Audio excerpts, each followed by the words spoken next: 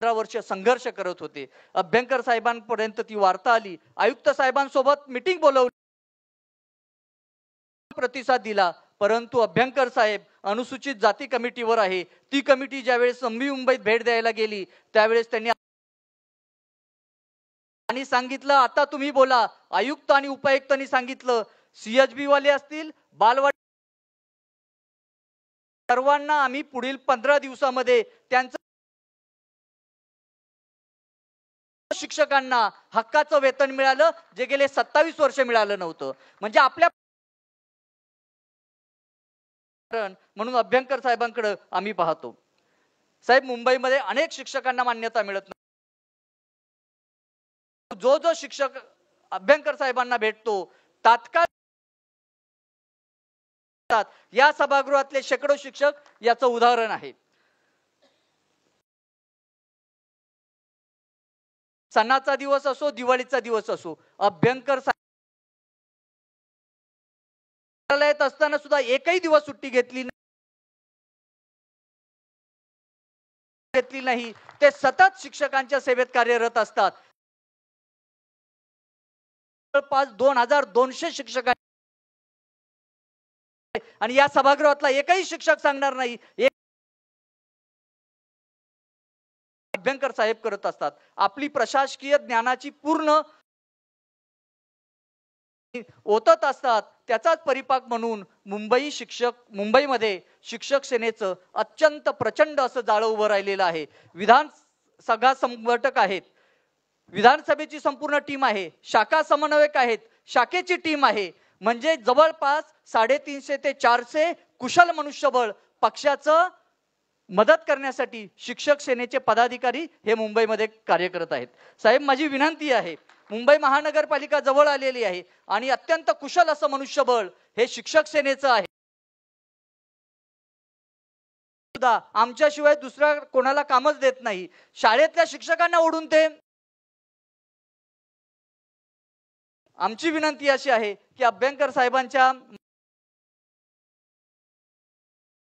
तर खालचा आपला पक्ष सुद्धा आमच्यासारख्या कुशल शिक्षकांची मदत आपल्या पक्ष कार्यासाठी घेऊ शकतो. आणि अभ्यंकर साहेबांना आपण जी जबाबदारी दिली तर मला खात्री आहे या मुंबई महानगरपालिकेवर सुद्धा संपूर्ण महाराष्ट्रीयन लोकांची संदर्भामध्ये तात्काळ निर्णय घ्या आणि या महानगरपालिकेवर आपलाच भगवा फडकवला जाईल. मी त्या पुस्तकात नाही, त्याच्या पलीकडे पुस्तकात हे दिलेलं नाही म्हणून या ठिकाणी थोडा जास्त त्याचं उद्घाटन होणार आहे, प्रकाशन होणार आहे. या ठिकाणी आला त्याबद्दल आभार मानतो आणि या ठिकाणी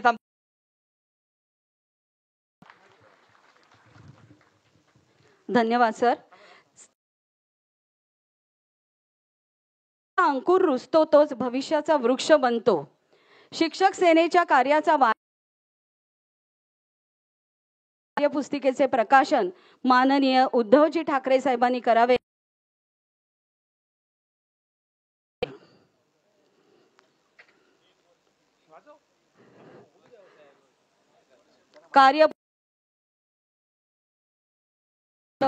कार्यपूर्तीचा अहवाल सेवांकुर याचं प्रकाशन होत आहे. जोरदार टाळ्या झाल्या पाहिजेत.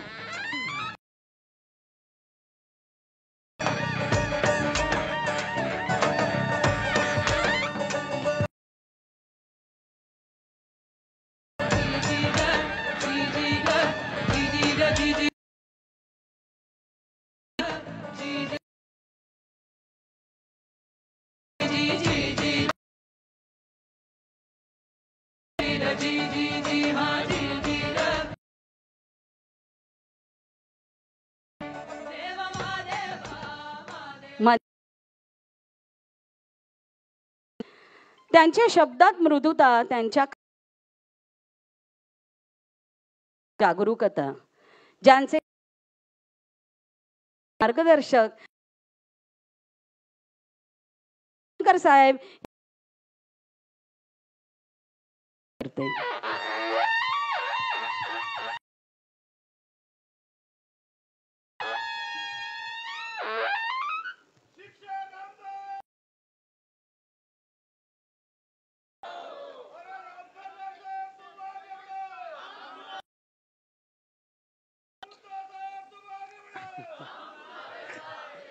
हे माझ्याकरता कधी नसतं ना. आजच्या या कार्यक्रमाकरता उपस्थित असणारे आणि आपल्याला प्रेरणा देण्याच्या दृष्टिकोनातून इथे आलेले आदरणीय उद्धवजी साहेब, मार्गदर्शन आणि मदत करणारे आणि माजी मंत्री आदरणीय सुभाषजी देसाई आणि शिक्षक सेनेला माननीय विनायकरावजी राऊत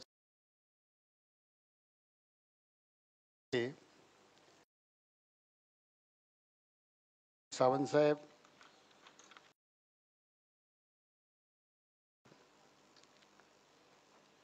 आणि आणि खास करून मुंबईतून या ठिकाणी उपस्थित असणारे सर्व संस्था चालक बंधू भगिनींनो, खरं तर ही जी गर्दी शिक्षकांना कोणत्या तरी दुसऱ्या कामाकरता आपलं काम सोडून किंवा रजा असं म्हणणं फार मोठं धारिष्ट्याचं आहे. आपण बघतो की शिक्षकांना जर बोलावलं तर ते आपलं स्वतःचं कर्तव्य कार्यक्रमाला उपस्थित सर्वसामान्यपणे राहत नाही. नवीन सांगणार आहेत, आपल्या प्रश्न सोडवण्याच्या दृष्टिकोनातून आपल्याला काही ठिकाणी मोठ्या संख्येनं या ठिकाणी दुसरं हे आहे की ज्या पद्धतीने खरं पाहिलं तर हा 17-18 वर्षाचा सगळा त्याच्यामध्ये खास करून पद मिळाल्यानंतर या एका वर्षाच्या कालावधीमध्ये ज्या पद्धतीने आपण शाळांपर्यंत शिक्षकांपर्यंत जे पोहोचलो ती आपल्याला लाभ होतो आहे. आपला प्रश्न कोणतरी केल्यानंतर पटकन ती समस्या सोडवल्या पण जाऊ शकते. हा दुसरा साहेब येणार आहेत त्याच्यामुळे आपली पाहिजे अशा प्रकारच्या ईर्ष्येने जमलेले आहेत. मित्रांनो, या कालावधीमध्ये जे संपूर्ण मुंबईमध्ये एक वातावरण अनुकूल वातावरण असं निर्माण झालं आणि शिक्षक सेनेची वाट आपण वाटतंय त्याचे कारण दोन आहेत. एक कारण ही निश्चितपणे थेट भिडू शकते ज्ञान आहे. कोणीही अडवणूक मध्ये तमुक त्या सर्क्युलर मध्ये आणि ऍक्ट त्या थापा मारून शिक्षकांचे प्रश्न लांबवणीवर ज्या लोकांचा कटाक्ष असतो त्यांना उत्तर देण्याकरता शिक्षक सेनेची भक्कम तयारी असते. ते एक कारण आहे. हिमालयासारखे उद्धवजी आपल्या पाठीशी आहेत हा विश्वास सगळा मोठ्या प्रमाणामध्ये इथे आपल्याला फार मोठ्या प्रमाणामध्ये यश मिळते आहे. संघटनेचा विस्तार ज्या पद्धतीने संपूर्ण राज्यामध्ये एकही जिल्हा नाही, जवळजवळ 17-18 वर्षापूर्वीची स्थिती जर बघितली तर 5 ते 6 जिल्ह्यांच्या पलीकडे शिक्षक सेनेचा विस्तार झालेला नव्हता. आज की ज्या जिल्ह्यामध्ये शिक्षक सेनेचं अस्तित्व अगदी ठसठसीत आहे, प्रत्येक तालुक्याला कार्यकारिणी वगैरे हा जो प्रकार आहे हा कमी जिल्ह्यांमध्ये हे मला मान्य करावं लागेल. पण त्या दिशेने आमचं काम आहे. आता या पदाचा लाभ घेऊन आणि साहेबांनी ज्या काही कमिट्या माझ्याकडे दिलेल्या आहेत प्रत्येक वेळेला ते याच दृष्टिकोनातून बघत असावेत कदाचित की या कमिटीच्या माध्यमातून मी काहीतरी काम करू शकलो पाहिजे. आणि म्हणून अशा ज्या कमिटीज आहेत त्या कमिटीमध्ये डायरेक्ट त्या अधिकाऱ्याशी भिडता येणं शक्य आहे, त्यांना निरुत्तर करता येणं शक्य आहे.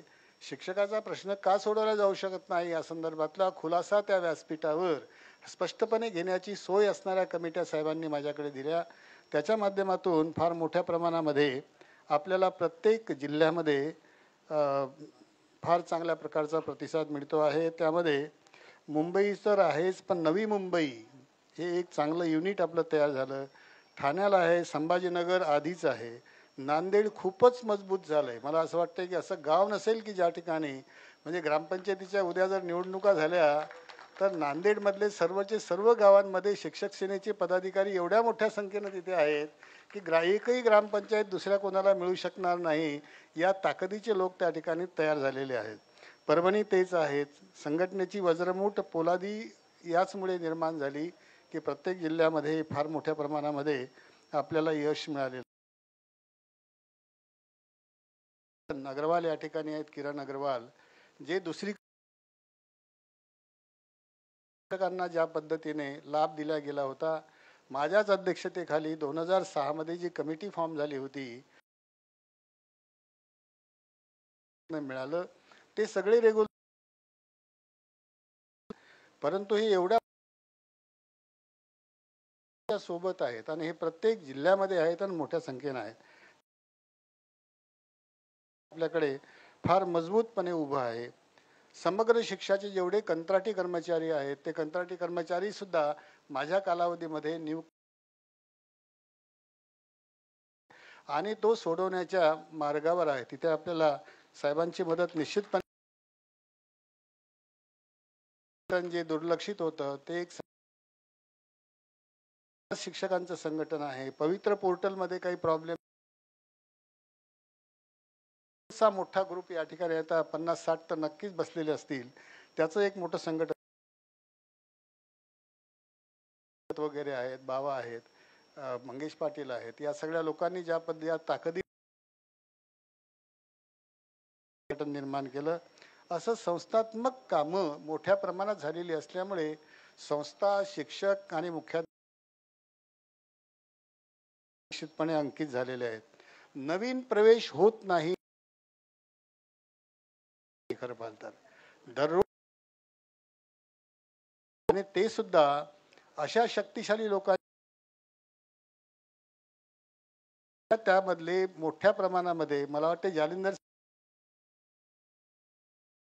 परिस्थिती अशी आहे की तिथे काही शिल्लक आहे की नाही निर्माण केली. दररोजच प्रवेश त्यामधले आपल्याकडे होत आहेत. ज्या पद्धतीने शिक्षकांनी काम केलं त्याची प्रत्येक जिल्ह्यामध्ये मी जवळून बघितलेलं आहे. यावेळेचं सोडा, यावेळेला मला साहेबांनी मुंबईतच थांबायला सांगितलं होतं. सर्व जेवढे कॉन्स्टिट्युएन्सी या आणि त्या सगळ्या शिक्षक सेनेच्या पदाधिकाऱ्यांना पूर्णपणे कार्यक्षम करून लोकसभेच्या आणि विधानसभेच्या निवडणुकीची व्यवस्था आम्ही त्यामधनं केली. राज्यभर वन महोत्सव हे आता आपल्याच ताकदीमुळे, शिक्षक मतदारसंघ सुद्धा मी आपल्याला या ठिकाणी सांगू शकतो की ज्या पद्धतीने आमची वाटचाल आहे. यावच चंद्र दिवा करो,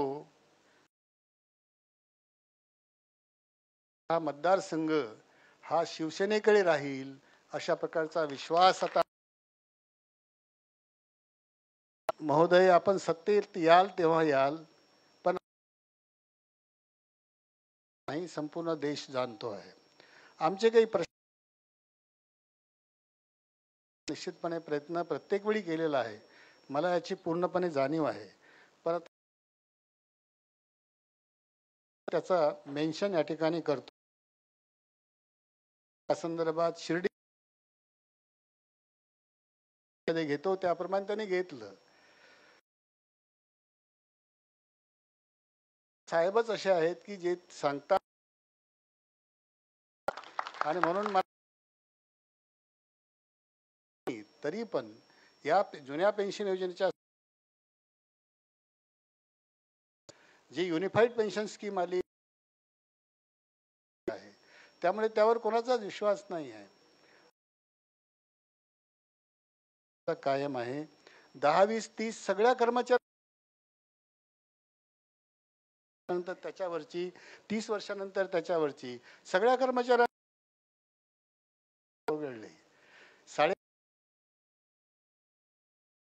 अनएडेडचे पकडून 7,81,000 आपल्याला ही 10-20-30 योजना जी बाकीच्या कर्मचाऱ्यांना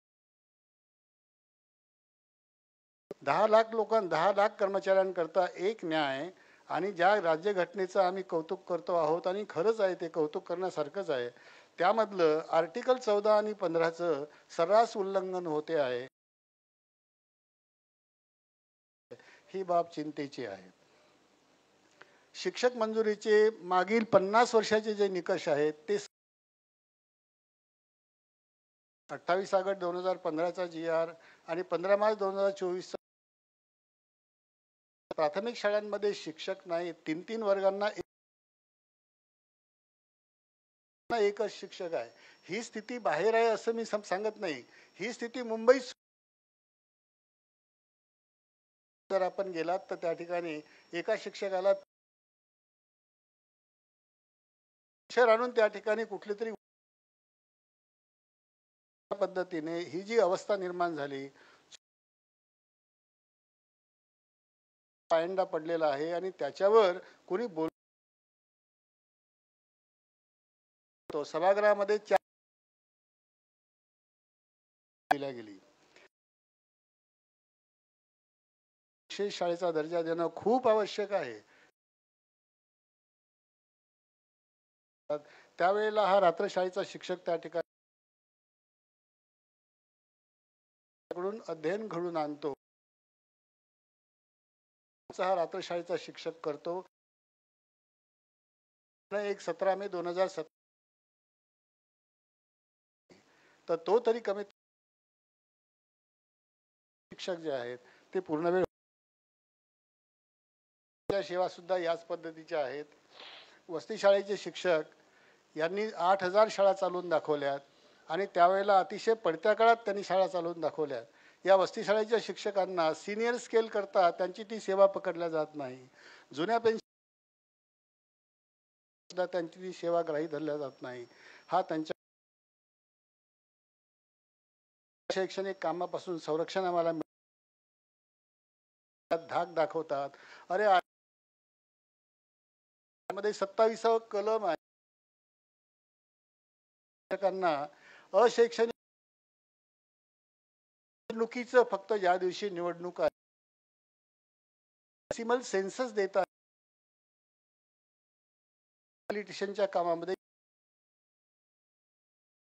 नमूद केलेल्या ह्या ज्या गोष्टी रास मेमो द्यायला लागलेल्या आहेत शिक्षकांना. सर्व प्रकारचे कंत्राटी कर्मचारी त्यामध्ये समग्र शिक्षाचे आहेत. यांच्या सेवा नियमित होणं आवश्यक आहे. सर्व खरं पाहिलं तर सगळ्यात मोठं बजेट असलेलं शिक्षणाचं हे आगर आहे आणि या ठिकाणी परिस्थिती अशी आहे त्या पदावर काम करणारे शिक्षक मात्र घड्याळी तासावर आहे. पगार किती आहे? 14 ते 15,000 आहे. 1.25 लाख रुपये मिळतात आणि हा त्याच क्वालिफिकेशन हा तासावरील काम करणारा जो शिक्षक आहे त्याला मात्र 10 ते 15,000 रुपये फक्त वेतन देणं हे अन्यायकारक आहेत मुंबई सारख्या महानगरपालिकेला. यातही आपण लक्ष घालावं अशा प्रकारची विनंती मी आपल्याला करतो. त्याबद्दल आपली क्षमा मागतो आणि या ठिकाणी थांबतो.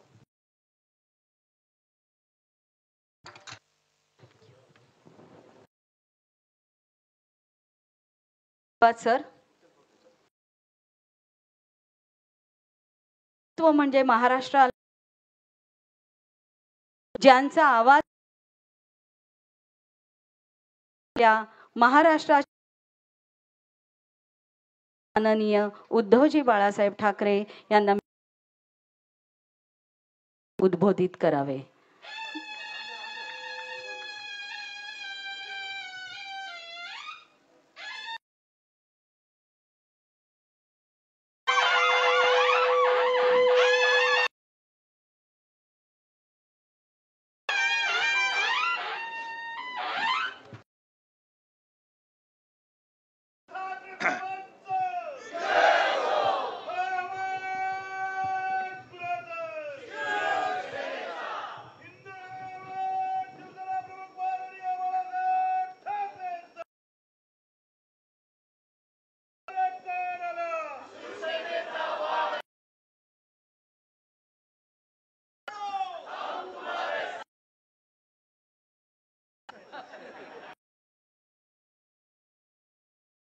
आणि कार्यक्रम लाईव्ह चाललाय, तुमचे विद्यार्थी बघत असतील.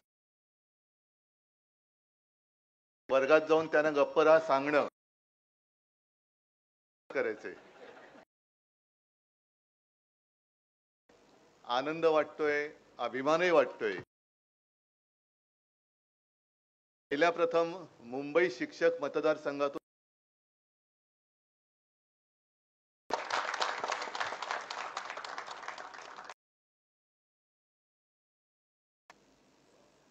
आज एक आणि कार्याचा अहवाल अभ्यंकर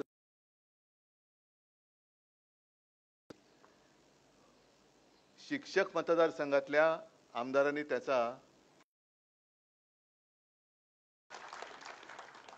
कारण आपल्या हा दंडक शिवसेना आमदार आहेत. आपण नाहीतर अनेकदा असं होतं, सगळे आश्वासने दिली जातात, नावाने पुन्हा दिली जातात. शिवसेना प्रमुखांनी सांगितलं तसं नाही. जर तुम्ही तरच बोला आणि जे बोलाल ते करून दाखवा. अभ्यंकर साहेब, तुम्ही खरोखर आपल्या पहिल्या वर्षाचा कार्य अहवाल प्रकाशित करतात. म्हणजे असा पोकळपणा त्याच्यात काही नाही, अगदी पुराव्याने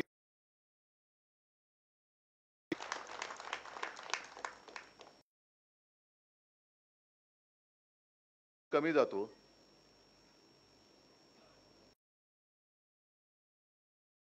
मला येता जाता यायचं नाहीये, त्याच्यामुळे मी आणि अभ्यंकर साहेब, जसं तुम्ही म्हणता ना, आम्ही एका सभागृहातले आहोत. मी जास्त बोलतात तेव्हा आणि प्रशासन जी आर, आता मला देसाई साहेब सांगत होते की यांना कोणता म्हणजे वर्मावर कसं बोट ठेवायचं ते मुद्दे मांडतात. समोरच्या मंत्र्याला त्यांना माहिती आहे की हा तयारीने आलेला माणूस आहे,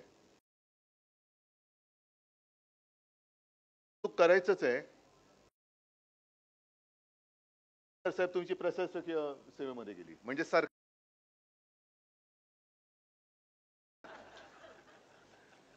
आणि ती कारकीर्द झाल्यानंतर अनेक काहीतरी एखादं पद भूषवतात. पण जाऊ दे ना, मला काय करायचं, आजचा आला दिवस गेला दिवस, मला काय पडलं त्याच्यात. पण तसं नाही, तो पणाला लावून शिक्षकांच्या न्याय हक्क म्हणजे असं कोणताही प्रश्न नाही, फक्त उत्तर देण्याच्या अवस्थेत आज आपण दुर्दैवाने किंवा नाईलाजाने नाही, नाईलाज आहे किंवा ज्याला मी त्याला उत्तर आहेत आणि ही उत्तर अनेकदा अभ्यंकर उत्तर मंत्र्यांनी द्यायला पाहिजे. ते प्रश्नाच्या निमित्ताने उत्तर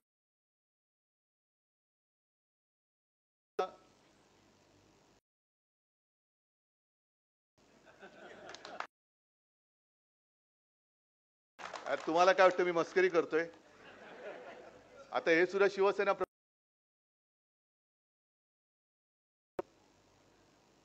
पण ज्या दिवशी माणूस,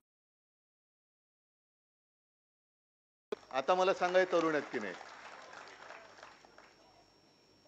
आणि नुसतं म्हणजे मुंबईतला मतदारसंघ तर आहेच, तुम्ही पसरवतात. आज इथे सगळ्या राज्यात शिक्षक इकडे आलेले आहेत. असं जे व्हायला हवं होतं ते तुम्ही आता करतात. म्हणून प्रश्न अनेक आहेत. आता तुम्ही सांगितलं ना की प्रत्येक प्रश्नाच्या वेळेला उद्धवजी ठाकरे हिमालयासारखे पाठी उभे असतात.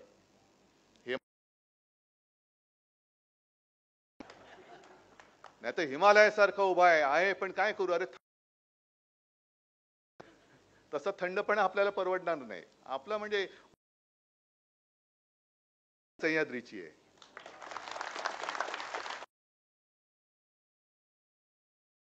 काळ्या छातीवरी कोरिली अभिमानाची लेणी वगैरे, ही तशी ती वाक्य. आणि शिक्षकांचं काम फार महत्वाचं आहे, पण त्याच्यासाठी स्वतःला सुद्धा काय ना त्या देण्या. कारण पूर्वी या पण जिल्हा परिषदेच्या शाळेतल्या शिक्षकांना गहू आणि तांदूळ सुद्धा निवडायला लावायचे. आता लावतात की नाही मला कल्पना नाही, पण नको ती कामं. म्हणजे कलेक्टर सुद्धा उद्या तुम्हाला वाटेल ती कामं सांगायला लागला तर मला असं वाटतं ते सगळे त्याचे आदेश घेऊन या, आपण जाहीर होळी त्याची करू.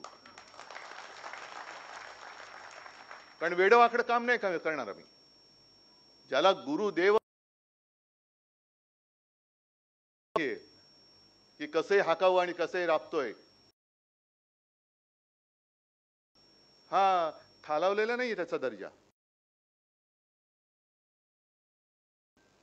आज सर्व भाषेतले शिक्षण आहेत, मराठी तर आहेतच, हिंदी पण आहेत, इतर अनेक भाषातले असतील. आपण शिक्षणाच्या दर्जावरती लक्ष देण्याच्या ऐवजी भाषेच्या सक्तीवरती का लक्ष देतो? शिक्षणाचा दर्जा करा ना, वरती करा. आमचा कोणत्याही भाषेला विरोध किंवा आमचा द्वेष नाहीये, पण मध्ये मी दिल्लीमध्ये गेलो होतो, तिथे सुद्धा हा प्रश्न मला विरोध नहीं कर रहे, जबरदस्ती का स्वीकार हम नहीं करेंगे. तोच आणि हा प्रश्न मी त्याला म्हटलं आता हे हिंदी, म्हटलं माझी हिंदी कळते ना तुला? तो हो. मग म्हटलं मला पहिलीपासून हिंदी समजू शकतो एवढी मला हिंदी येते. आता माझ्याही पेक्षा जास्त चांगले आपले पंतप्रधान बोलतात. आता ते कोणत्या शाळेमध्ये शिकले? त्यांना पहिलीपासून हिंदी सक्तीची पण आहे. आश्वासने देण्यापुरती तरी हिंदी त्याने येत. अरे ह्याच्यात हसणार का?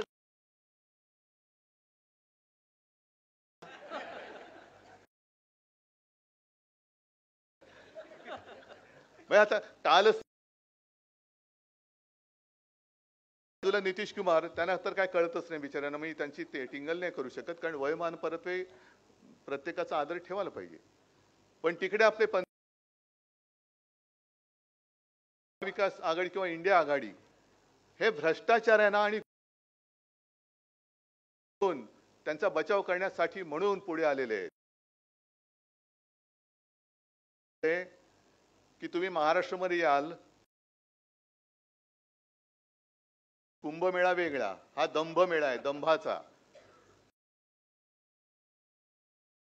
ज्यांच्यावरती भ्रष्टाचाराचे आरोप केले तो तुम्हीच केलेले 70. तिकडे आदर्श घोटाळ्याचा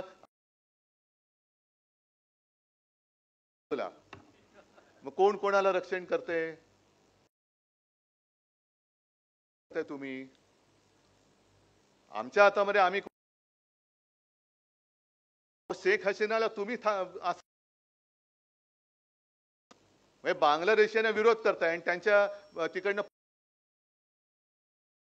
की घुसखोरांचं रक्षण तुम्ही करताय म्हणून. सगळ्या भ्रष्टाचारांना उपमुख्यमंत्री पद वगैरे बाकीची पद मंत्री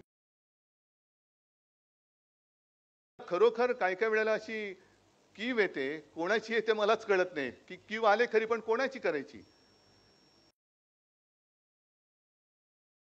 गाडीतनं उतरत होतो तेव्हा ते शाळेतले विद्यार्थी म्हणून बसवतात की बघा कसं कामकाज चाललेलं आहे. आणि ती मुलं हासरण होता, सगळे असे धक्कादायक अवस्थेमध्ये होते. देव जाणे.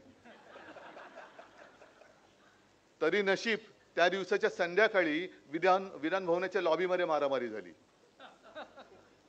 म्हणजे विद्यार्थ्यांना तुम्ही काय शिकवताय, कशाला नेताय तुम्ही तिकडे?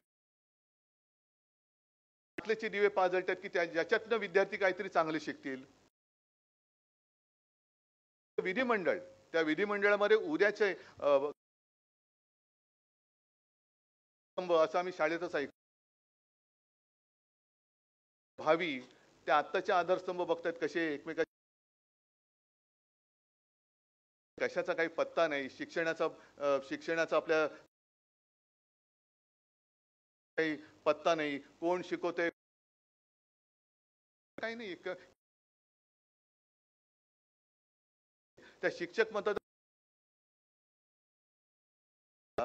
ज्याचा शिक्षणाशी काही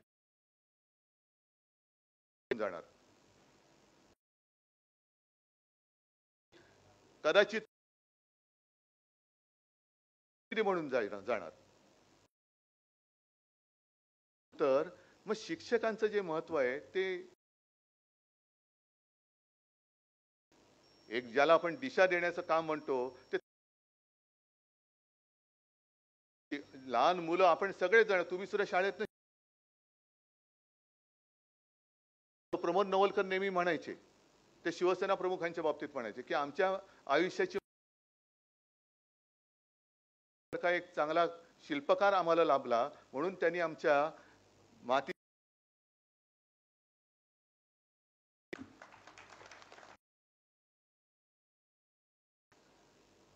आता काय ज्या काही साध्या गोष्टी असतात ते प्रश्न त्याच्याबद्दल काही न बोलता तेच कळत नाही, हजारोच्या संख्येने उतरतात. चांगली गोष्ट आहे. कुत्र्यांसाठी हजारोच्या संख्येने उतरतात, चांगली गोष्ट आहे. माणुसकी पाहिजे, भूतदय माणुसकी. ते पहलगाम नागरिक मारले गेले, ज्या आपल्या माता भगिनींचा सिंदूर, माणुसकी जाते कुठे? हा विषय मी तुम्हाला आता 2 ते 3 महिने नाही झाले, पहलगाम मधली घटना घडली. त्याच्यानंतर आपले संरक्षण मंत्री म्हणाले ऑपरेशन सिंदूर अब तक रुका नहीं है, वो चालू. प्रधान म्हणाले की खून और पानी एक साथ बह नहीं सकता. आनंदाची गोष्ट आहे. मेरे सिंदूर बह रहा है. मग त्या गरम थम्सअप, कोका कोला, चला चाय गरम गेला कुठे तो गरम सिंदूर? त्याला परवानगी देत आहे. आपल्या देशाची टीम ही पाकिस्तान बरोबर आता क्रिकेट खेळणार. मग तुमचा गरम सिंदूर गेला कुठे? जो घराघरात जाऊन तुम्ही सिंदूर वाटणार होता तो सिंदूर गेला कुठे? लावायचं कुठे तो? कशाला या भाकड कथा करताय तुम्ही? मग तिकडे शौर्य गाजवलं सैनिकांनी, श्रेय घेत आहेत हे त्या सोफिया कुरेशी, आपल्या सैन्याच्या त्या जवान, अभिमान वाटावा महिला अधिकारी, त्या महिला अधिकारीला सुद्धा हे भाजपवाले गधडे आतंकवाद्यांची बहीण म्हणण्यापर्यंत त्यांची मजल गेली, तरी सुद्धा ते डोक्यावरती मंत्री म्हणून तिकडे बसलेत. लाज वाटत नाही या लोकांना देशभक्तीचे थोतांड गाताना? मग कशाला जगभरामध्ये शिष्टमंडळ पाठवली होती? अगदी शिवसेनेचा सुद्धा प्रतिनिधी त्यांनी एक तर न सांगता घेतला. म्हटलं जाऊ दे, देशाचा आहे ना, करा तुम्ही, पाठवा, जो पाहिजे तो लोकप्रतिनिधी आमचा घ्या, येतोय देशासाठी, आम्ही काय वाटेल ते करू. संपूर्ण विरोध भर पाठवले का? तर आमची लढाई ही पाकिस्तानच्या विरुद्ध, आमची लढाई दहशतवादाच्या विरुद्ध आहे. काय प्रतिसाद मिळाला कोणालाच काय माहिती नाहीये. जगभरामध्ये सगळे आपले प्रतिनिधी मंडळ गेलं खरं, शिष्टमंडळ गेलं खरं, पण एकही देश आपल्या भारताच्या मागे या लढ्यात पाठी उभा राहिलाय की नाही राहिलाय हे तुम्ही सांगा मला. मग कशाला पाठवली शिष्टमंडळ? पाकिस्तानच्या विरुद्ध कोणी बोलायला तयार नाही. मग आता त्याच पाकिस्तान बरोबर आपण क्रिकेट खेळतोय का पुन्हा आता जगभर शिष्टमंडळ पाठवणार की नाही नाही आमच्या पहिल्या शिष्टमंडळाचं खोटं होतं, या शिष्टमंडळाचं खरं आहे, पाकिस्तान हा चांगला गुणाचा पुतळा आहे, आम्ही त्याच्यावर क्रिकेट खेळतो आहोत. देशासमोर तुम्हाला, देशापेक्षा तुम्हाला त्या अमित शहाचा पोरगा त्या तिथला अध्यक्ष क्रिकेटचा म्हणून क्रिकेट सुद्धा तुम्ही खेळताय त्या जयशहासाठी. कोण आहे जयशहा? त्या तिकडे जो धारातीर्थी पडला आपला सैनिक, त्यांच्यापेक्षा मोठा आहे. त्याच्या आपल्याला शिकवतात नाही नाही नाही नाही खेळ आणि राजकारण, मग खून आणि पाणी एकत्र करतात, मग खून आणि क्रिकेट. त्या क्रिकेटचा चेंडू सुद्धा लालच असतो. पण आम्हाला खेळ महत्व दुर्दैव आहे. आणि असेच हे बोगस जनता पक्षाची लोक हे आपल्या बोगस जनता पार्टी आहे. काय फरक पडणार आहे जर का आपण ठणकावून सांगितलं की जोपर्यंत पाकिस्तान आमच्या देशामध्ये घुसखोरी म्हणताय ना, घुसखोर पाठवायचं थांबत नाही, जोपर्यंत पाकिस्तान आमच्या देशामध्ये, तोपर्यंत कोणताही मोठा खेळ असो आम्ही पाकिस्तान बरोबर सांगा ना, धमक दाखवा. आणि असं काही नाही की आपण काहीतरी वेगळं करतोय. जर मी चुकत नसेन तर 1980 सालच्या मॉस्को ऑलिम्पिकमध्ये अमेरिकेच्या नेतृत्वाखालील देशांनी बहिष्कार टाकला होता. तुम्ही गुगल करून बघा. आणि चुकलं असेल माझं तुम्हाला सांगा का टाकला होता.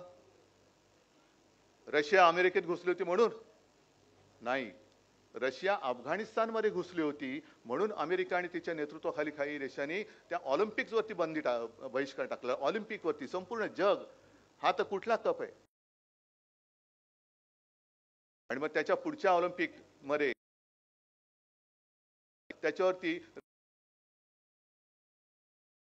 आता सुद्धा मला वाटतं 2022 साली काही देशांनी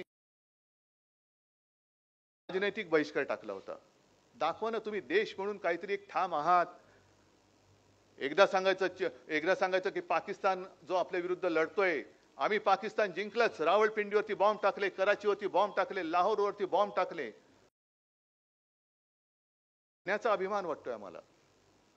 पण त्यावेळेला जी दुसरी माहिती आली की त्या पाकिस्तानी जो प्रतिकार केला त्या प्रतिकारामध्ये त्याच्यासोबत चीन सुद्धा होता. मग पाकिस्तान शत्रू आहे की नाही, चीन हा शत्रू आहे की नाही? कारण पाकिस्तान बरोबर तुम्ही क्रिकेट खेळायला जाताय. चीनमध्ये तर आता मोदी नागरिकांनी काय करायचं, पाकिस्तानचा निषेध करायचा, चीनचा निषेध करायचा. न शिकल्याचे परिणाम असंच मला म्हणावं लागेल. हे जर का शाळेत गेले असते, यांना चांगले तिकडे शिक्षक त्यांना कळलं असतं.